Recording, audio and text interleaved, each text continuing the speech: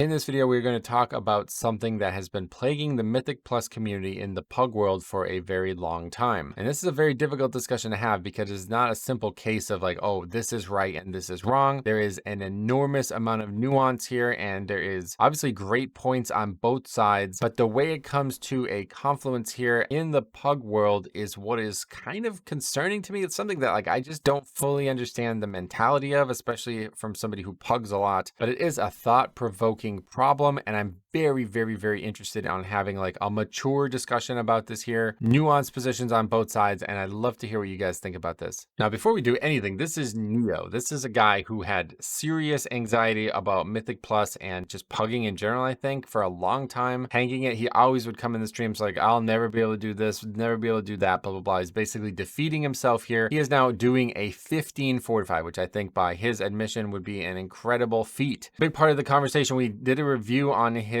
actual same footage from Everbloom last season, and you're going to notice a lot going on here. There's a lot of problems with maybe potentially like UI and stuff, but the biggest issue is definitely going to be the computer. Now, I believe he said he has gotten a new computer. I don't know that this is the one he's playing on. Footage is very laggy. I don't know that the game is this laggy, but regardless, we talked a lot about the potential hardware holding him back, and I think this is a great example of a situation where it shouldn't hold you back. Like if you're able to do a 15 with this hardware setup, limitation on your gameplay here, then I really don't see how anybody has any issues, but that's a whole discussion for another day. As this unfolds, this is a very interesting topic to me because I just did this exact same key on the exact same affix set and I published it on the channel. Some of you guys may have watched me do it. We did a very similar route to what he's going to do here. We're not going to get very far into the key before this discussion boils over here, but it's pretty much the same route that I do minus one thing at the end that we are going to talk about. So this will be more like almost like a review video, but there's such an important topic here that I need to use this as a backdrop. But I am going to try to do like the review content here as well, because I feel like there's some things that do need to be learned. And again, open you guys up to this conversation as well. There's a lot of different routes you can do in this dungeon now, and there always have been, but I do think a lot of people are going to get unsatisfied with this route here, especially when you do stuff like this. So what happens here is I used to do this too, where like the mobs can pat by you. You can just pull these down here. So he says, now this is EU, by the way, so this is a whole different story. But anyway, he says, how are you butt pulling that? I assume he's saying like, as the priest, why are you in such a bad position? But he may also be saying like, why didn't we just aggro that? Because to me, honestly, I think at this point, you got to realize that that's going to aggro. And a lot of people pull even way more aggressively. And that's ultimately going to start this key off on a bad note. Whether or not it's right or wrong is irrelevant. And that's why this is such a nuanced discussion, because can you do the route this way and upgrade the key? Obviously. And I literally have proof of this. But because of the bad optics of it, you have stuff like this where these people think they are just better than you out of the gate, and that creates this like ego tension, immediately causing like almost an additional affix to the dungeon's difficulty. So this priest, pay attention to this guy because he's now dead. He says, XD, what was that pull? Again, we talked about it, but like, yeah, a little sloppy, but it's effectively the exact same pull I did in the 15 that I have published on the channel where we upgrade the key. Now in this pack, we are going to pull this mob in here, this Bone Bolt Hunter. Okay, now this mob is apparently dangerous. I have no idea. I've never heard anybody complain about that, but it does look like that may be in some way contributing to the priest's death there. It's hard to tell because we don't have an interrupt tracker on the screen. At least I'm not seeing it. I don't think we have anything tracking interrupts, but it does look like multiple casts are getting off. So I think this guy does get hit by that Earth Bolt, and then perhaps the hunter finishes him off. But in the key level that I do, we do the exact same pull here. We pull the same mobs in the same way, and I did not see anybody die to it, let alone die to it, but also complain about it in a way that it was a problem. But let's continue talking about this because I do want to help him learn and understand what went wrong here and what we can do differently in the future as well. That pack is now dead. We're going to move on to the next pack, which I like to try to drag and combine. I've had a little bit of trouble doing this over the many months and many years of the season, but I feel like this is a really good choice. But you see the priest was fixing to skip it. Like I think a lot of people do skip this just because of maybe like count wiggle room. You could see the guy was clearly trying to move around it, and then when it gets aggroed, he again has an attitude about this. The pack is not like, I don't look at this as a very difficult pack. I almost never really see any issues with it, but we are going to have a death right here, and it is the Shadow Priest again. But let's take a little bit of a harder look at how he dies this time. So again, we have a lot of casts and a lot of damage coming out, but it's not really challenging anybody's health pool. Like you see these things happening and everybody's at full health. The healer's healing with it. He's fine. Like the Warlock gets a little low there, but then you see Vicious Claw Mangle. It is the Fixate or whatever. Like you see this mob here, the fighter, it is running out to the priest, and it is just going to literally straight up walk towards him, punch him in the face, and he is going to die to that. Now, speaking of mistakes, here is where things come to a head, and this is why I wanted to show this and have a conversation about this part before we get into the more social issue here. I do think that this is crucial to the discussion, but instead of going to the left side, we are going to the right side. I don't know what the strategy is from here because we don't have enough actual boxes opened at this point, but as you see, the priest is going to get hit with 2 of those debuffs and is going to pretty much instantly die. It's hard to tell exactly like what is and isn't avoidable in this situation, but I do think like for the most part that is just a pretty unavoidable death for this guy. I think it's also just like really bad luck because obviously this can hit anybody. Like the shoot mechanic is not really challenging their health pool that much, but it is kind of keeping them in a situation where they might be in danger when more stuff happens. And then yeah, the bone bolt goes out and just 2 on that one guy and he just instantly dies to that. And then as that happens, the guy leaves the party. The guy says, bro, clearly you have no idea what you are pulling. 3 hunters before first boss. Are you serious? Question mark. Who pulls hunter in this dungeon? Now this guy's from Kazakh. I've heard things about this realm.